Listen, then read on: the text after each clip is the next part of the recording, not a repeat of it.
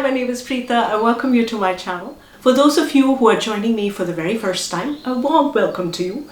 And for those of you who are regular watchers of my channel, welcome back. This is a video that was supposed to have gone out a long time ago. I promised you a finish, that is a video with the results of my kitchen renovation process. Well, I want to give you a quick update on that. My renovation process is going on well, but it's taking a lot of time because we've never quite built our own kitchen. This is the very first time we're building our own kitchen. We're doing everything.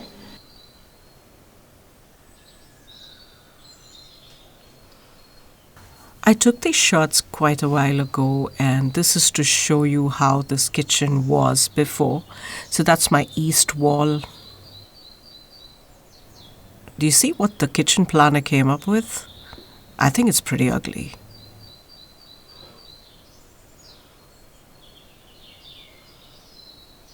Now let me show you my north wall. 2 windows, you can't hang anything here. It's a lot of light though.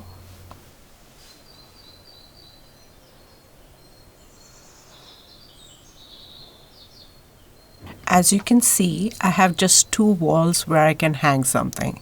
It's the east wall and the west wall.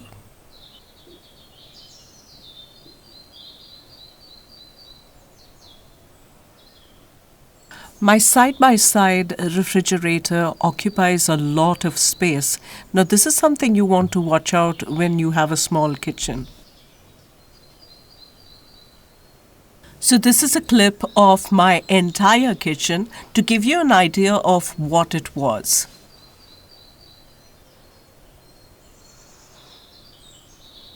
Okay, here's where I enter.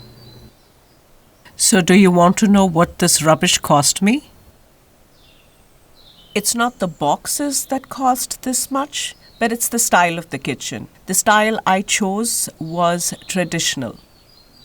Before I reveal the amount, let's look at the challenges. I have a small kitchen, just 2 walls with a lot of windows, doorway and stuff like that. Then I have larger than standard size appliances. At this point, I realized I don't have a magic wand, so let's see what I came up with.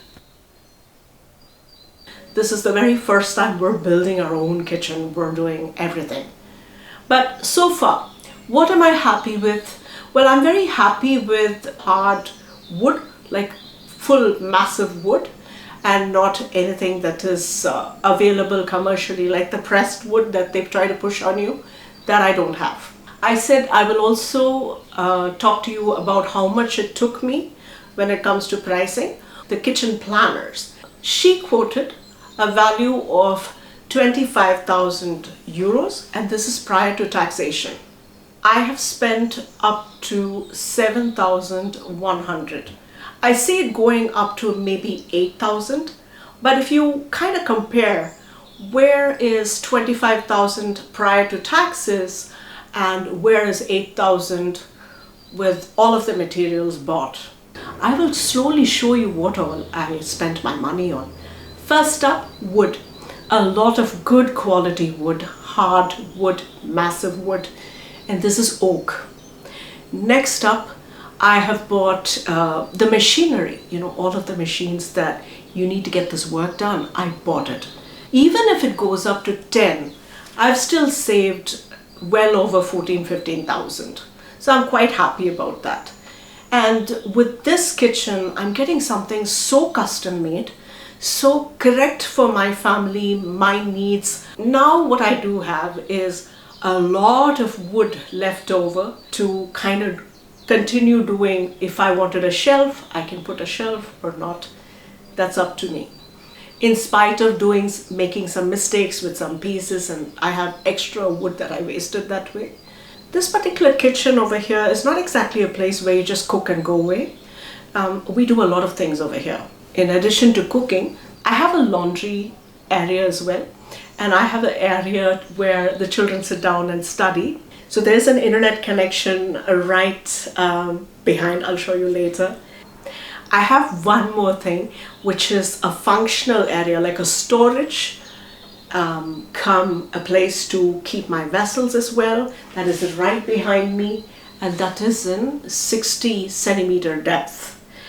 And I have two large ones, plenty for the amount of spices that I usually store in my kitchen, for vessels as well as to store some grains and stuff that I have a tendency to buy in bulk. If you have shelves that are nice and quite deep, you can really stick stuff in.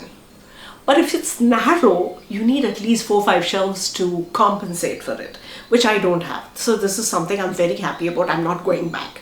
That was one blunder that I noticed was like, you think and you can put it together, but sometimes there were a couple of mistakes we made. So we went back and forth and trying to figure out what's the correct way to do it. So that was a bit annoying. In fact, that's what's annoying me right now, because this particular area I have here, this is my center spot. I do some prep work and stuff, and this is not done. I want to spend some time and get this done. Because of my peninsula being about 80 centimeters in depth and 180 centimeters in length, it has kind of filled up quite a bit of the kitchen. Also, it has made this little passage to enter the kitchen quite narrow. I have about 65. So if I want to move large appliances out of the kitchen, I'm going to struggle. For that reason, what I've done, or what we have done, is that this particular peninsula, we're going to be able to unscrew and remove the whole thing, like dismantle the whole thing, put it in another area, move all the large appliances out or in, bring them in and stuff of that sort. Okay, now small kitchen, large appliances, this is a mistake. Avoid putting doors or drawers in corners or tricky areas. They really solve a lot of the space issues. And this part, ignore the mess. This is where the dishwasher is, obviously, and this is where the sink is gonna go. And this particular corner has to be well thought of, because I wanted an area to wrap around my windowsill. So it looks nice, it kind of ties in well with whatever I got. I have an area to cut vegetables, a little space to do some laundry work. Somebody can go ahead and do, putting all the groceries up.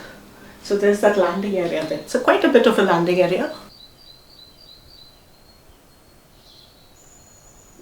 This particular area where, anything wet. So that's why I got a tile backsplash.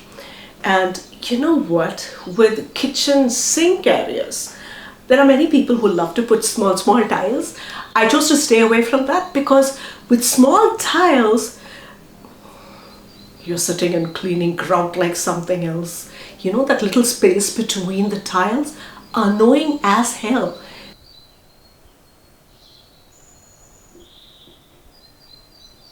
Then I have another weird thing that I added to my kitchen, but this is construction time itself, is that I added a little drainage area which goes straight to the sewage connection.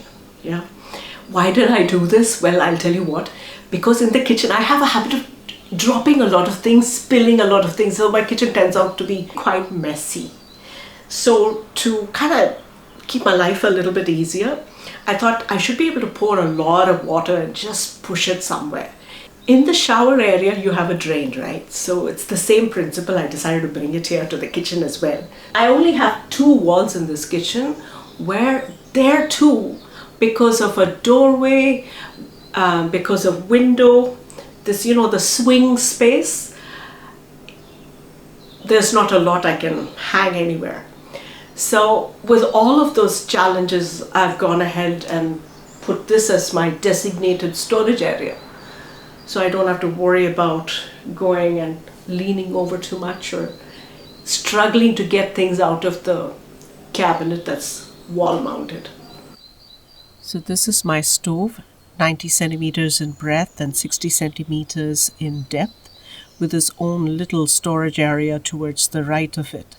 I'd like to mention that you can avoid a lot of your back pain if you get a countertop that is of the correct height. It should be high enough, not low. The next one I noticed from my use is wood surfaces, whether it is inside a cabinet or it's on the countertop, it's just much easier to maintain than what we believe. So with this kitchen plan, I have about 5 very important functions taken care of. Laundry nook. I have a cooking area with a long peninsula to work on. Then I have a cool, dark storage area, plus a coffee bar area. This is the only one that needs to get completed. Then I have a reading area with an internet connection.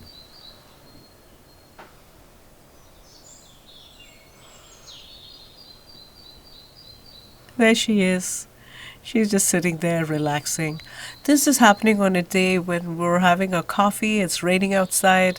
You can see how beautiful it looks as I stare outside. It's a joy, actually. One of those few days where, there's not a chicken hawk or anything trying to come in. Chloe is actually quite a target.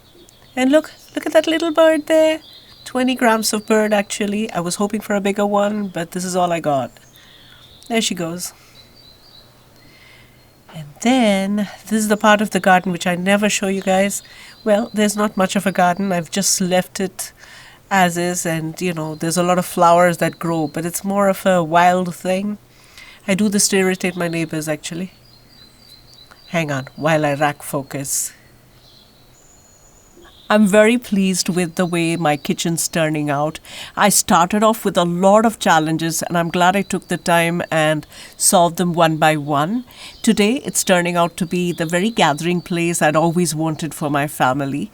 On that note, I'll let you guys go. I hope you got some great tips from this video. Take care of yourselves. Bye-bye.